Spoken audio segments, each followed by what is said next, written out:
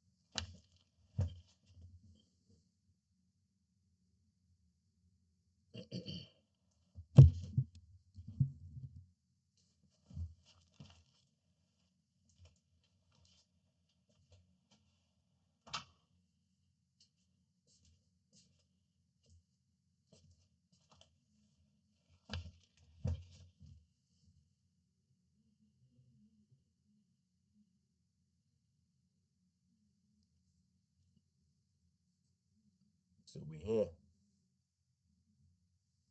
We here.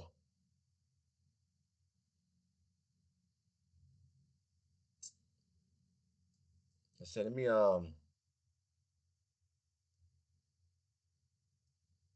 put this out there.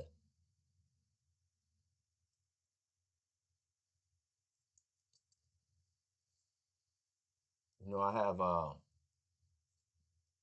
vast experience in different things, right? Which at this time most adults should be vastly experienced. But your children start to work and your children become very sorry. When your children start to work, when your children come home and ask you questions because they baffled about your supervisor or manager asking them questions after they've been on the job for 6 months.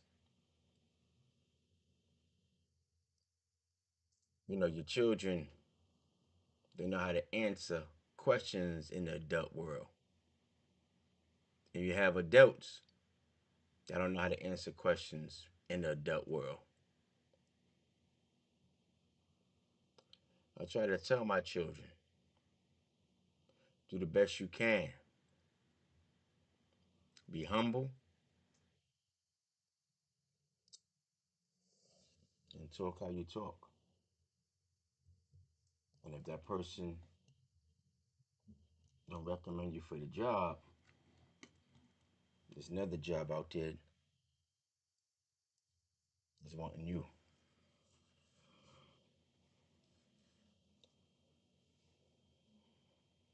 Now, going on a job interview, usually, you know, it's simple. You know, you express yourself, your job skills, the interviewer looks at you, body language, composure, how well you respond to the questions, and they just basically want to know if you're reliable, you know, if you're an asset more so than a liability. But now today's job market is a little different. The interviewer is more like a interrogator. It's like he or she is trying to get you to reveal everything about yourself. And it's like they have a little secret agenda. They want to take some of your skills and use it for their own. Yeah, I'm saying it. Just because the interviewer is interviewing you, that does not mean he or she possess your skills. They may be tired or may have been caught up in that world for so long, his skills are starting to diminish or those skills are outdated. So there's a way to revamp their life by sucking in information from the newbies, the fresh minds, the creative thinkers, and that will give them an advantage. And you may say, how? How was that? More than likely, your interviewer has the education. So it's nothing for them to draft up a new resume and put your skills on their resume. They already have the worldly knowledge and experience that can set them a seal, while you still trying to figure it out.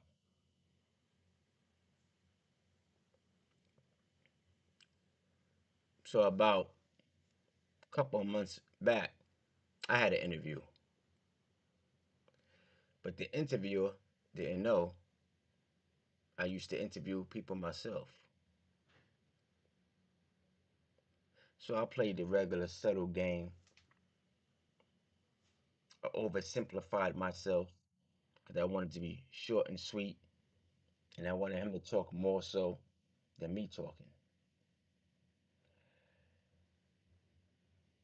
But I knew something was up. The person I'm supposed to interview with was supposed to be a female. So what are the odds that when I showed up, she wasn't there? Or she could have been in the next office watching via camera. So the interview went pretty well on my standards, but in his, my opinion, he wasn't a good interviewer or a good interviewee.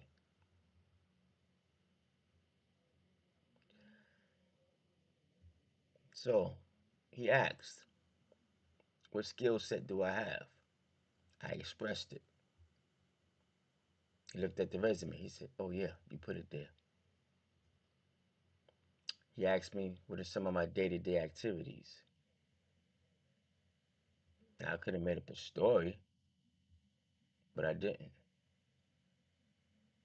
I let him know some days it's chaotic, some days it's easy. So I elaborated on the chaotic days and how I handled it, how I addressed it, and so forth. That was about the first 10 minutes of the interview.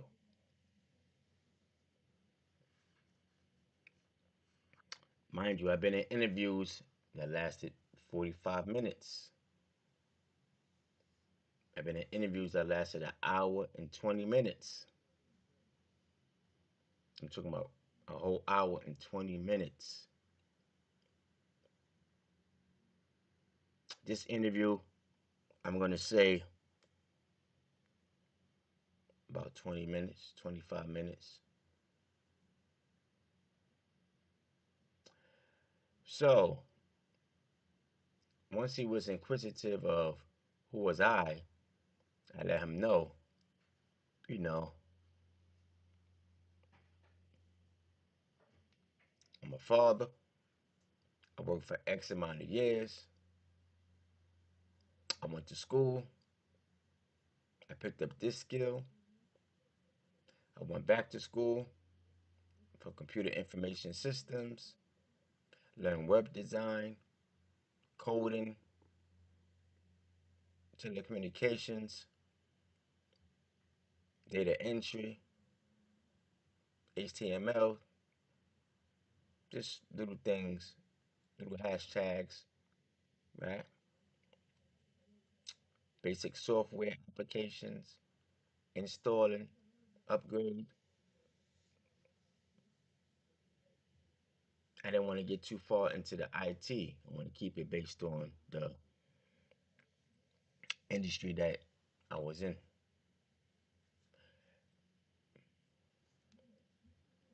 He made a comment to me.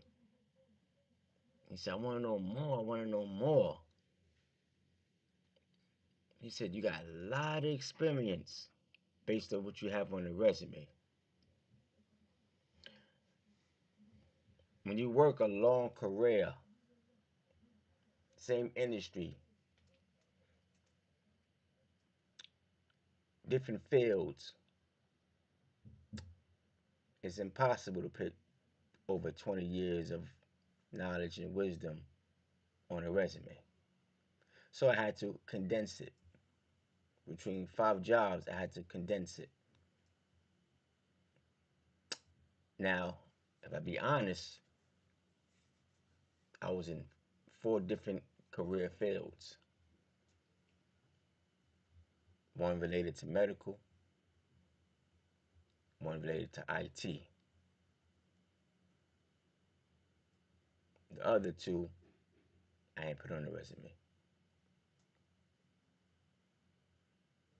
So we had a conversation. I don't think an interview is supposed to be a conversation. An interview is supposed to be based off the skills I have, if I'm going to be a fit into the company that I'm applying for, how do I handle things, and a little bit about myself. I'm punctual. I have communication skills. I have knowledge of working with Microsoft Word and Excel, so I have secretarial skills, and I'm a team player. I like to work with people. I like to bring solutions to problems. I love doing that. I love figuring out the angles of things. So I started thinking to myself, what does this man want from me? Because I'm going to be honest, I just applied for the job just to see who's going to bite, who's going to be interested in my resume. Because I know I have the skills, but I want to see. And yes, I'm an older man, and the person that was interviewing me was younger than me by being decent, 13 years.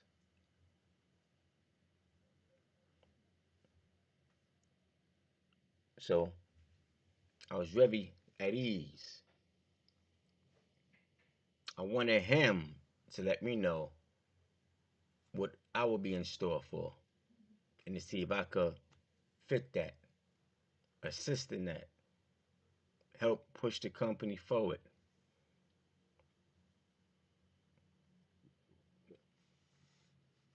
But I didn't get that. I felt something different. I felt that this particular guy wanted me to be underneath him with knowledge.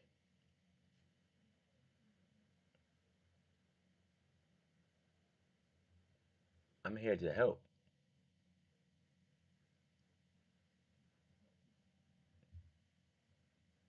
'Cause to be honest with you, what I make right now, he's only willing to give me, well, I'm not going to say willing, because what I put on the paperwork should be handsomely rewarded to me. But it's only 50 cents from what I'm already making. So unless he was going to budge, I wasn't going to be desperate or act desperate. If he was going to give me that salary, then I could play the game. Because at the end of the day, it's a game. The interviewer is a human being at the end of the day. He or she may feel a certain kind of way that you may be there to take their job. That's on them. That's their mindset. It's not you. You just put your resume out there looking for a job. You see, when you have a job already and you apply for other jobs, the first thing people want to know, why are you applying for other jobs? Why are you looking for another job? What's going on with your current employer? What's going on there? Nothing going on there. Sometimes people just want to see if they still got it. You know what I'm saying? See the temperature out there in the world. At least that's what I think.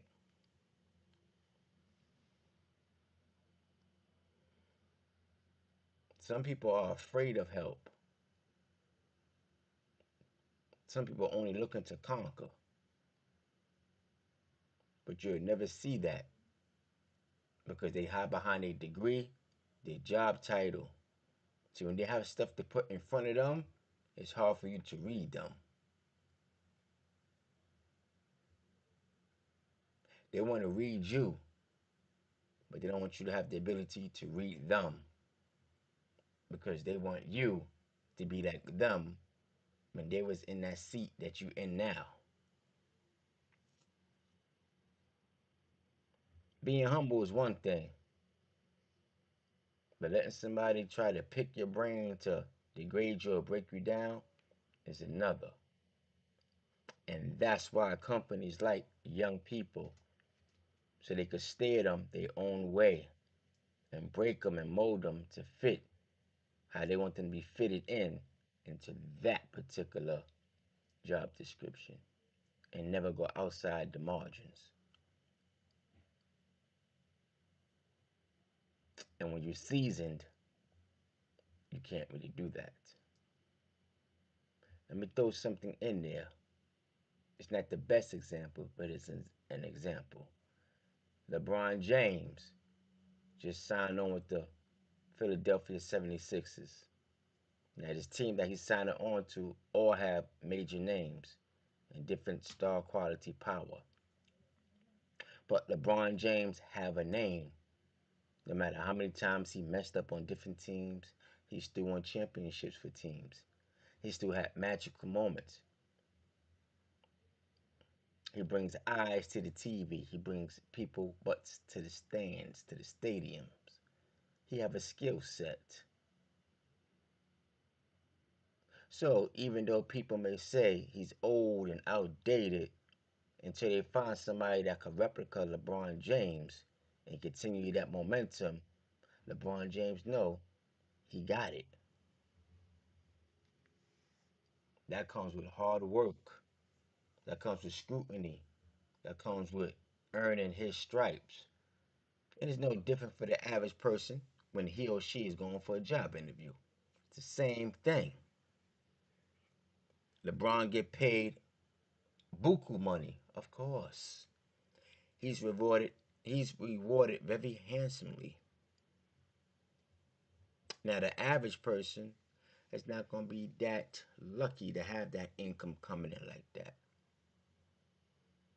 Most people need 2, 3, 4, 5 degrees.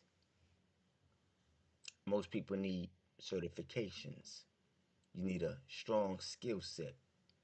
You need to separate yourself from the next person. So you need to have some type of talking skills.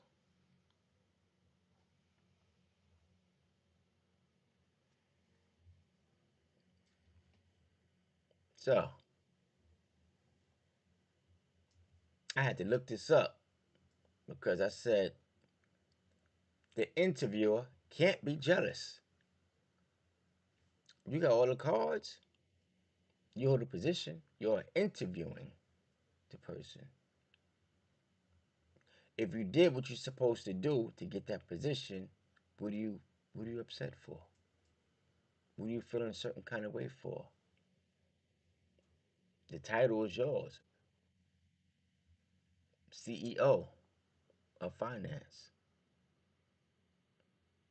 I'm just coming in mid-level.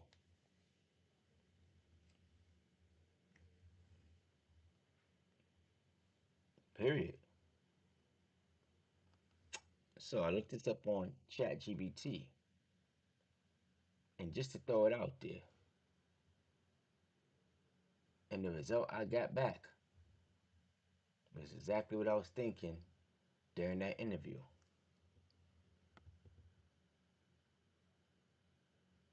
Mm, mm, mm. The nerve. Check it out.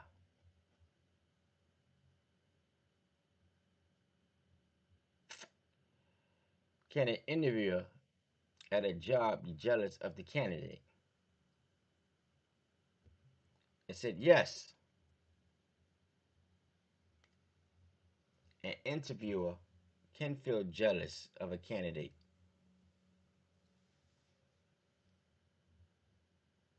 but it's usually, oh, 1 second. Gotta get this on the, oh, it didn't pop up, sorry.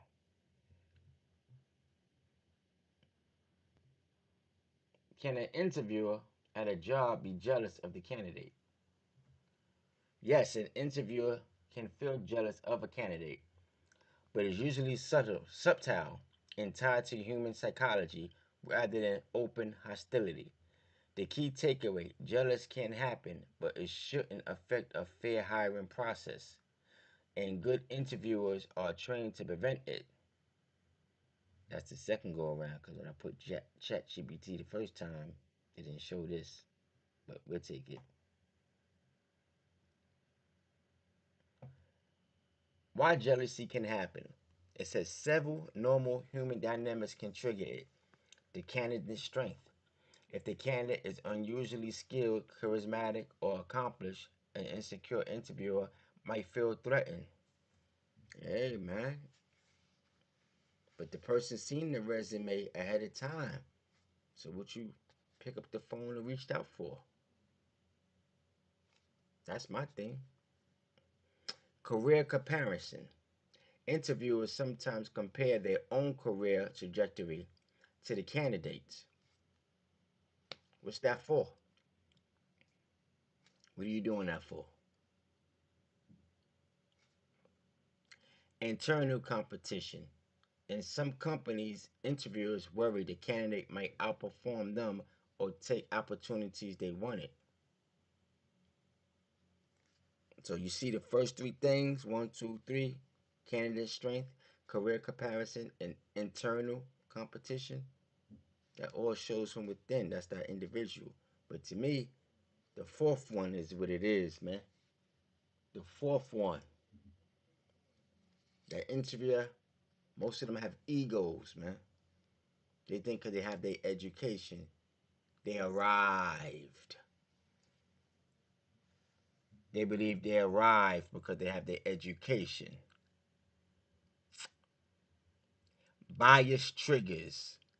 Personal bias or insecurities can create emotional reactions, including jealousy. This doesn't mean the interviewer dislikes the candidate. Jealousy is often unconscious. Nah, man. Nah, I'm not going for that. It's conscious.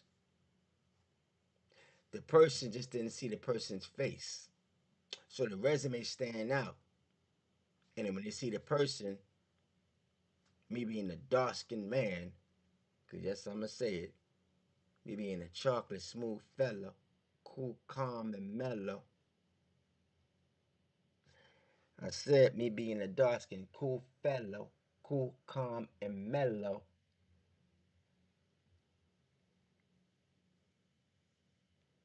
Makes a person say, hmm, this black man here? I can't believe it. So, it says,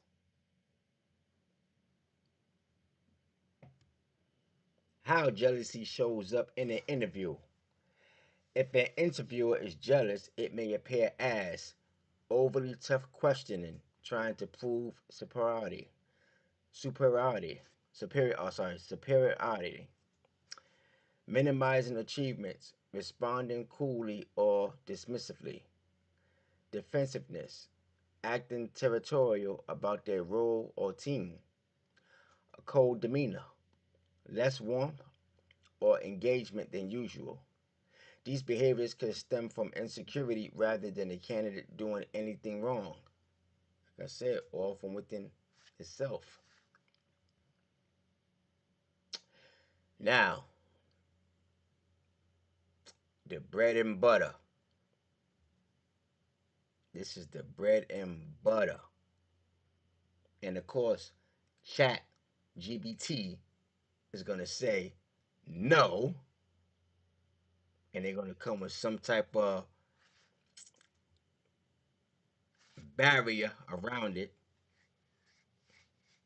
But once you get the knowledge, you know, is bull swizzle. That's 100% bull swizzle.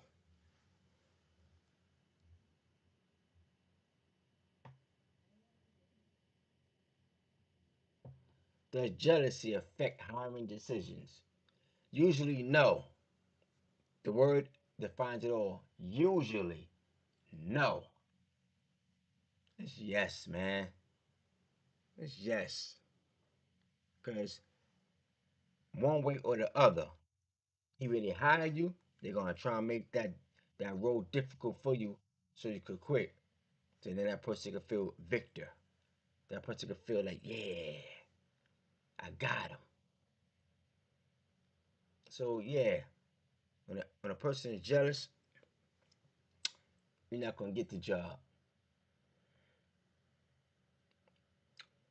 If you suspect jealousy, it says stay professional. Don't mirror their energy. True. Focus on clarity. Strong, calm answers reduce tension. True. Redirect negativity. Bring the conversation back to the collaboration and value. And then follow up. A thoughtful thank you email can neutralize bias. Now that's doing too much, man. It's doing too much. Now, for the young people, I would recommend that. Guaranteed for the young people. Because I don't think an interviewer should be an interrogator. That person have no right to settle you, to try to get you to, you know, jump off the ledge. It's an interview. It's an interview.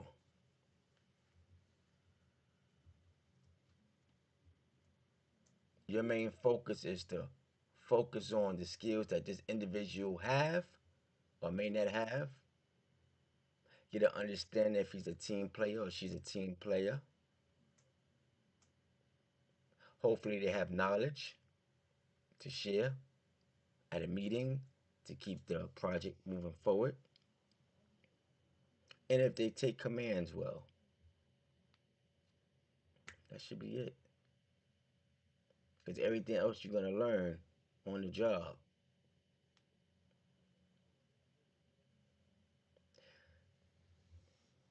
For the most part, it's that money. When you ask how much you want to get paid, it's that they want to control. It's that they want to save a dollar or two on. But they want you to have all these certifications and all these college credits and degrees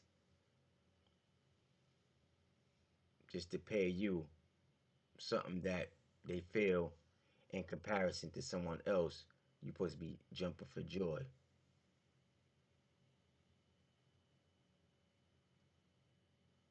You have to really be paying real top dollar for somebody to jump for joy. Most people are just happy to get a couple of dollars in their pocket so they can buy themselves something after, working hard. It helps the mental. It helps the person rewind and distress. Being an interrogator makes a person feel like, did I do something wrong? Being an interrogator makes a person feel like, and why'd you call me to this meeting? Why'd you call me to this day of supposed to be of hopefulness. Now it seems like you want to use me and then throw me away. But if you don't have knowledge, you won't catch on to it.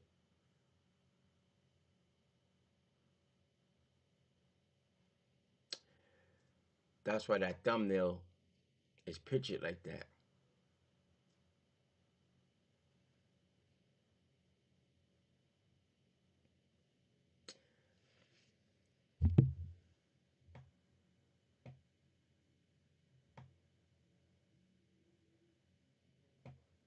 So the last one, the follow up, a thoughtful thank you and email can neutralize the bias. That's for, I'm saying, if you 18 to 27, yeah, you're gonna have to continue to walk that road for the next first 10 years of your working experience. Once you get 10 years under your belt, nah, you don't have to do that much longer. You don't have to do that. I'm gonna tell you straight, you don't have to do that. And soon with this AI coming in, you're not gonna have to do much, but own your skill set and have that for times of need. Because soon you're gonna have a complacent human race and a confused human race.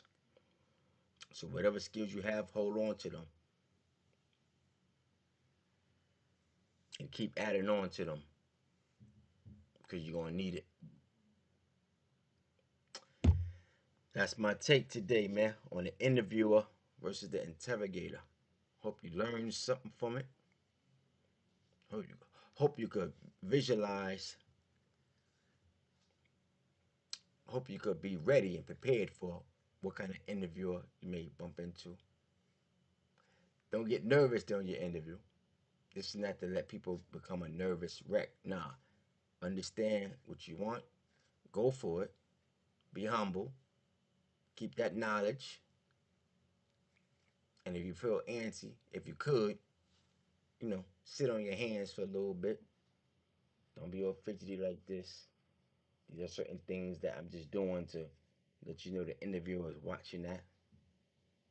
Because when I have my interviews, I'm comfortable. Eye contact, answering the questions, letting the person know what I could offer, and that's about it. That's just me. That's just me.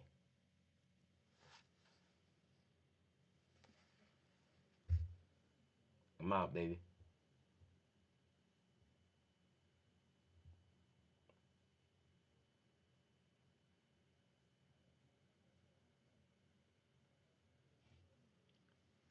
SP Convo. SP Convo.